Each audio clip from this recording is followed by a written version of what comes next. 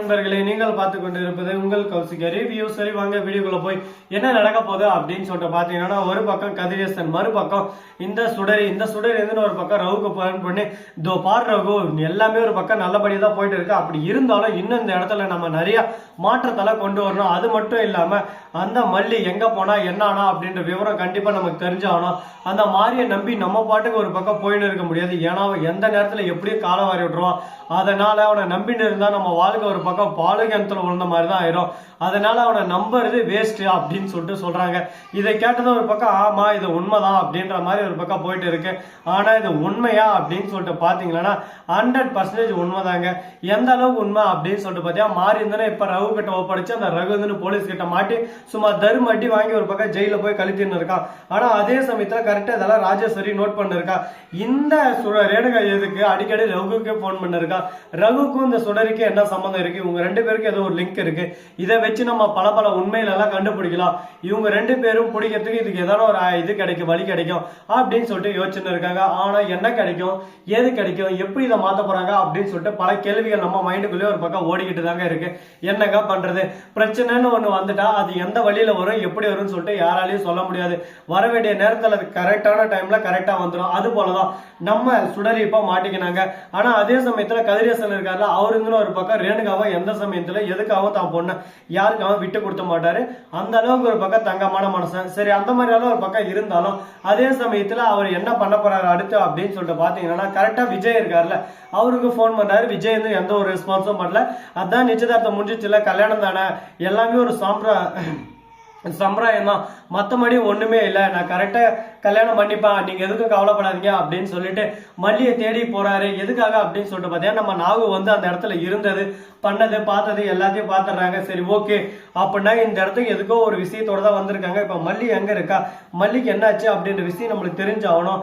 மல்லிக்கு எதனா ஒன்று ஆயிட்டு இருந்தா நான் யாரையும் சும்மா விட மாட்டேன், இந்த வீட்டவே ஒரு பக்கம் அழிக்கிறதுக்கு தயங்க மாட்டேன், இருக்கு உங்களுக்கு அப்படின்னு சொல்லிட்டு வந்ததும் ஒரு பக்கம் பாபுவை பார்த்து மல்லி எங்க அப்படின்னு சொல்லிட்டு கேக்குறாங்க. அதே சமயத்துல அதை பார்த்து அப்படியே சும்மா நாகுக்கு தூக்கி வாரி ஒரு போட்டுருது. ஒரு பக்கம் உடனே ஸ்டக்குன்னு சமையல் ரூம்ல போய் டீ போட்டாரா அப்படின்னு சொல்லிட்டு ஒரு பக்கம் நம்ம மனோகருக்கு போன் பண்றாங்க. மனோகர் போன் பண்ணி இந்த மாதிரி மல்லி வந்தாதான் நான் போவேன் அப்படின்னு சொல்லிட்டு, மாப்பிள்ளை வீட்டு முன்னாடியே உட்காந்து இருக்காரு, நான் இப்ப என்ன பண்ணட்டும் அப்படின்னு சொல்லிட்டு கேட்க, இன்னும் 10 நிமிஷம் நாங்க அங்க வந்துருவோம், நீங்க எதுக்கும் கவலைப்படாதீங்க, நல்லதே நடக்கும், நல்லதே நினைப்போம் அப்படின்ற மாதிரி நாங்க கூடிய விரைவில் கூடிய சீக்கிரம் வரதான் போறோம் அப்படின்னு சொல்லிட்டு சொல்றாங்க. சரி ஓகே, நீங்க வந்தா எந்த ஒரு பிரச்சனையும் இல்லை, ஆனா கூடிய விரைவில் கூடிய சீக்கிரம் வாங்க, நீங்க எவ்வளவுக்கு எவ்வளவு சீக்கிரம் வரீங்களோ அவ்வளவுக்கு எவ்வளவு நமக்கு நல்லது.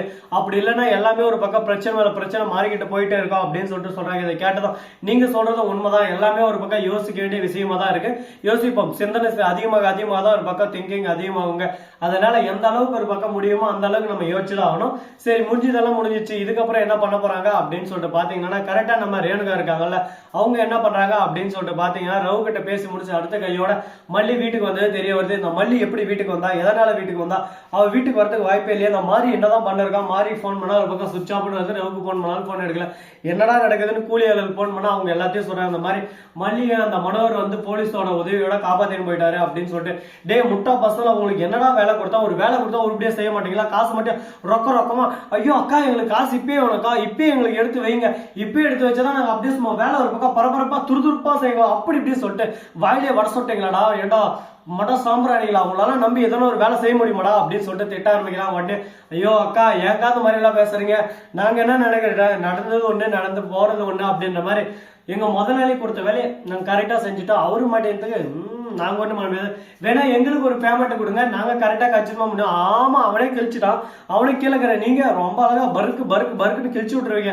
அப்படின்ற மாதிரி ஒரு பக்கம் காமெடி பண்ண ஆரம்பிக்கிறாங்க. இந்த காமெடி எல்லாம் எங்க போய் முடிய போகுன்னு சொல்லிட்டு இல்ல, ஸ்ரீனிவாசா கோவிந்தா அப்படின்ற மாதிரிதான் ஒரு பக்கம் போயிட்டு இருக்கு. சரி பாப்பா அடுத்து என்னென்ன நடக்க போகுது, எது நடக்க போகுதுன்னு சொல்லிட்டு சரி இந்த மாதிரி ஒரு பக்கம் போயிட்டு இருக்க, மறுபக்கம் என்ன நடக்குது அப்படின்னு சொல்லிட்டு பாத்தீங்கன்னா, கரெக்டா நம்ம கதிரேசன் இருக்காருல்ல, அவருக்குன்னு ஒரு பக்கம் மல்லிக்கு போன் பண்ண, மல்லிக்கு ரீச் ஆகல, மல்லி எங்க போனா, விஜய் எங்க போனா அப்படின்னு சொல்லிட்டு குழப்பத்துல கொலை போயிட்டு தலையை கீழே போட்டு வர பக்கம் யோசிடா யோசி, பாகுபலி யோசி அப்படின்னு சொல்லிட்டு ரொம்ப திங்கிங் பண்ணிருக்காங்க. திங்கிங் எல்லாமே ஒரு பக்கம் அதிகமாயின்னு போயிட்டே இருக்கு. ஆனா கரெக்டான டைமத்துல யோசி கரெக்டான ஒரு விஷயத்த இறக்குவாரா அப்படின்னு சொல்லிட்டு பாத்தீங்கன்னா சொல்ல முடியாதுங்க. எந்த நேரத்துல எப்படி வேணாலும் நடக்கலாம், ஏது வேணாலும் நடக்கலாம்.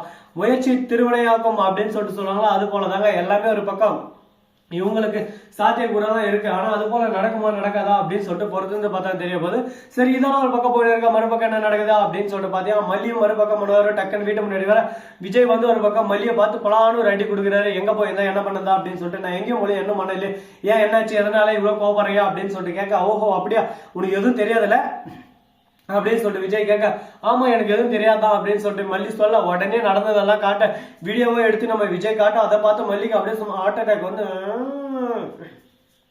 எப்படி விஜய், எப்படி உங்களால மட்டும் எப்படி முடியுது, இதெல்லாம் எப்படி கண்டுபிடிச்சுங்க அப்படின்னு சொல்லிட்டு கேட்க, நான் தூணிலும் இருப்பேன், துரும்பிலும் இருப்பேன், உன் மனதிலையும் இருப்பேன், இந்த இடத்திலும் இருப்பேன், அதனால எனக்கு எல்லாமே தெரியும் அப்படின்னு சொல்லிட்டு சொல்லிருக்காங்க.